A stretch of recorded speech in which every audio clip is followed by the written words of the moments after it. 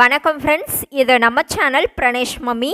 இன்றைக்கி நம்ம வீடியோவில் நம்ம எதை பற்றி பார்க்க போகிறோம் அப்படின்னா 8 மந்த்ஸ்லேருந்து எல்லா வயசு குழந்தைங்களுக்குமான ஒரு super wait gaining baby food recipe.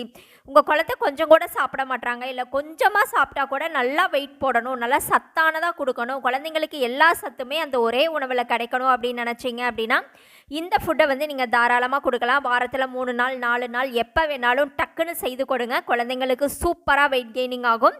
இந்த ரெசிபி எப்படி செய்கிறதுன்னு பார்க்குறதுக்கு முன்னாடி இந்த வீடியோக்கு ஒரு லைக் பண்ணிட்டீங்க அப்படின்னா அடுத்தடுத்த வீடியோ போட எனக்கும் இன்ட்ரெஸ்டிங்காக இருக்கும். இப்போ தான் ஃபஸ்ட் டைம் நம்ம சேனல் பார்க்குறீங்க அப்படின்னா மறக்காமல் நம்ம சேனலை சப்ஸ்கிரைப் பண்ணிக்கோங்க.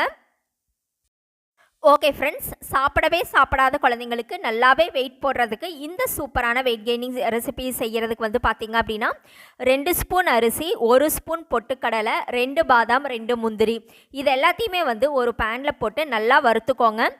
ஸ்டவ்வை ரொம்ப லோ ஃப்ளேமில் வச்சுட்டு தான் வறுக்கணும். இது எல்லாமே லைட்டாக சூடாகி வந்தாலே போதுமானது, ரொம்ப தீய விட்டுறாதீங்க. அந்த அரிசி நல்லா படப்படன்னு பொரிய ஆரம்பிக்கும் போது ஸ்டவ் ஆஃப் பண்ணிவிட்டு இதை எடுத்துக்கோங்க. இந்த அரிசி பார்த்திங்க அப்படின்னா குழந்தைங்களுக்கு நல்லா வெயிட் போடும், அது எல்லாருக்குமே தெரியும். பொட்டுக்கடலை பார்த்திங்க அப்படின்னா அவ்வளோ சூப்பராக வெயிட் கெய்னிங் ஆகும் குழந்தைங்களுக்கு. இது கூடவே நட்ஸும் சேர்த்து கொடுக்கும்போது ரொம்ப ரொம்ப ஹெல்த்தியாக இருக்கும். இப்போது இதெல்லாமே நல்லா வறுபட்டு வந்துருச்சு. இதை ஒரு மிக்ஸி ஜாருக்கு மாற்றிட்டு நல்லா நைஸ் பவுடராக அரைச்சிக்கோங்க. இந்த ஃபுட்டை நீங்கள் மார்னிங் பிரேக்ஃபாஸ்ட்டு, லஞ்சு, டின்னர்னு எப்போ வேணாலும் தாராளமாக குழந்தைக்கு கொடுக்கலாம். நல்லாவே டைஜஸ்ட் ஆகும். இதை நல்லா நைஸாக அரைச்சி எடுத்துகிட்டு வந்துடுங்க. இப்போது ஸ்டவ்வில் ஒரு பேன் வச்சுக்கலாம். இதில் பார்த்தீங்க அப்படின்னா 1 டம்ளர் அளவுக்கு பாதி பால் பாதி தண்ணி அந்த அளவுக்கு நான் கலந்து சேர்த்துருக்கேன். இல்லை பசும்பால் கொடுத்து பழக்காத குழந்தைங்க அப்படின்னா நீங்கள் வெறும் தண்ணி மட்டும் சேர்த்துக்கலாம்.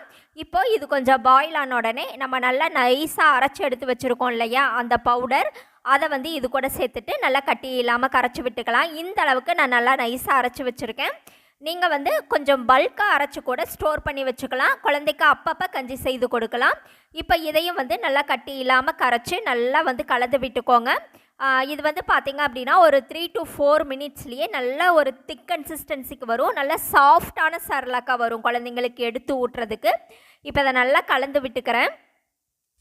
அது நல்லா வெந்து வர்றதுக்குள்ளே ஆப்பிள் கொஞ்சமாக கட் பண்ணி எடுத்து வச்சுருக்கேன். அதை மிக்ஸி ஜாரில் சேர்த்துட்டு நல்லா ஃபைன் பியூரியாக அரைச்சி எடுத்துக்கலாம். இப்போது இந்த கஞ்சி பார்த்தீங்க அப்படின்னா நல்லா செர்லக் மாதிரி இந்த மாதிரி நல்ல ஒரு திக் கன்சிஸ்டன்சிக்கு வந்துட்டுருக்கு. இப்போ நம்ம அரைச்சி எடுத்து வச்சுருக்கோம் இல்லையா அந்த ஆப்பிள் பியூரி, அதை இது கூட சேர்த்துட்டு நல்லா கலந்து விட்டுக்கலாம். இது ஆப்பிள் சேர்த்துட்டு ரொம்ப நேரம் வேக வைக்க தேவையில்லை, லைட்டாக கலந்து விட்டு அதில் சூடாகி வந்தாலே போதுமானது.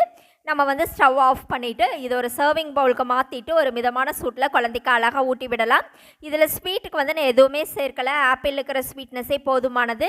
ஓகே ஃப்ரெண்ட்ஸ், இந்த ரொம்ப ரொம்ப சத்தான பேபி ஃபுட் ரெசிபி உங்களுக்கு பிடிச்சிருந்தது அப்படின்னா மறக்காமல் நம்ம சேனலை சப்ஸ்கிரைப் பண்ணுங்கள், லைக் பண்ணுங்கள். அதே மாதிரி உங்களுடைய கருத்துக்களையும் கமெண்ட்டில் சொல்லுங்கள். Thank you friends.